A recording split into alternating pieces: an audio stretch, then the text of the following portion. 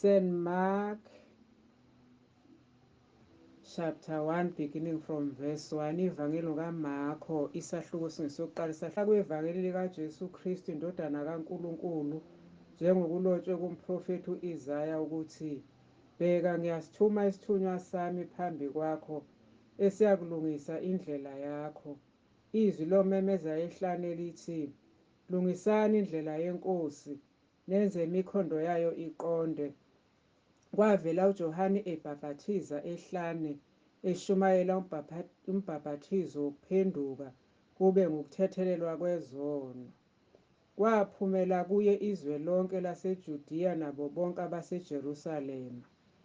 Babhaphathizwa nguye emfuleni iJordani, bevuma izono zabo. UJohane wayembethe yoboya bekamela, enoqhotho lwesikhumba okhalweni lwakhe, edla izinkumbi nezinyosi zasendle. Washumayela wathi, emva kwami kuyeza onamandla kunami, engingafanele kuba ngikhothame ngithukulule umchilo wezicathulo zakhe. Mina nginibhaphathize ngamanzi, kepha yena uza kunibhaphathiza ngoMoya oNgcwele. Kwathi ngaleyo mihla kwafika uJesu evela eNazaretha laseGalile, wabhaphathizwa nguJohane eJordani. Wanele ukukhuphuka emanzini, wabona izulu livuleka, nomoya ehlela phezu kwakhe njengejuba. Kwavela izwi ezulwini lithi, wena uyindodana yami ethandekayo, ngithokozile ngawe. Masinyane umoya wayesemqhubela ehlane. Wayekhona ehlane izinsuku ezingama40 elingwa nguSathane. Wayendawonye nezilwane, izingilosi zamkhonza.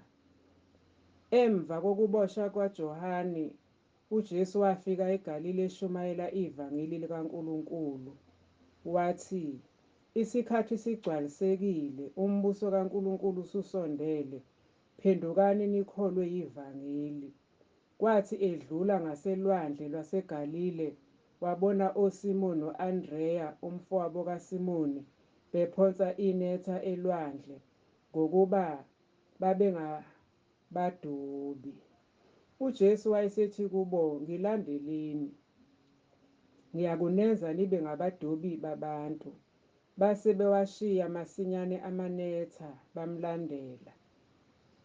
Esaqhubekile ingcosana wabona uJakobe kaZebedewu noJohane umfowabo besemkhunjini, belungisa amanetha. Wababiza masinyane, base bemshiya uyise uZebedewu emkhunjini kanye nezisebenzi, bamlandela. Bangena eKhaphenawume. Kwathi masinyane ngeSabatha wangena esinagogeni wafundisa. Bamangala ngokufundisa kwakhe, ngokuba wafundisa njengonamandla, kunganjengababhali. Kwakukhona-ke esinagogeni umuntu onomoya ongcolileyo, wamemeza wathi, sinamsebenzi muni nawe Jesu waseNazaretha? Uze ukusibhubhisa na? Ngiyakwazi ukuba ungubani, ungongcwele kaNkulunkulu. UJesu wamkhuza wathi, thula, uphume kuye. Umoya ongcolileyo wamhlukumeza, wakhala ngezwi elikhulu, waphuma kuye. Bethuka bonke, babuzana bodwa bathi, kuyini lokhu? Yisifundiso esisha esinamandla, nawo moya abangcolileyo uyabayala bamlalele. Udumo lwakhe lwase lwanda masinyane kuso sonke isifunda saseGalile. Sebephume esinagogeni bangena masinyane endlini kaSimoni no-Andreya benoJakobe noJohane. Umkhwekazi kaSimoni wayelele enomkhuhlane. Bashesha bamtshela ngaye. Waya kuye, wamlulamisa, embamba ngesandla. Umkhuhlane wamyeka, wabakhonza. Kwathi ukuba kuhlwe selishonile ilanga, baletha kuye bonke abagulayo nabakhwele ngamadimoni. Umuzi wonke wawubuthene ngasemnyango, waphulukisa abaningi abaphethwe izifo ngezifo, wakhipha amadimoni amaningi. Wayengawavumeli amadimoni ukukhuluma ngokuba ayemazi. Ekuseni kusemnyama kakhulu, wavuka waphuma waya endaweni eyihlane wakhuleka khona. USimoni nababenaye bamlandela ngokuphuthuma. Sebemfumene bathi kuye, bonke bayakufuna. Wathi kubo, masiye kwezinye izindawo emzaneni eseduze ukuba ngishumayele nakhona, ngokuba ngiphumele khona lokho. Wahamba eshumayela emasinagogeni abo kulo lonke iGalile, ekhipha amadimoni. Kwafika kuye onochoko wamncenga eguqa ngamadolo, ethi kuye, uma uthanda ungangihlambulula.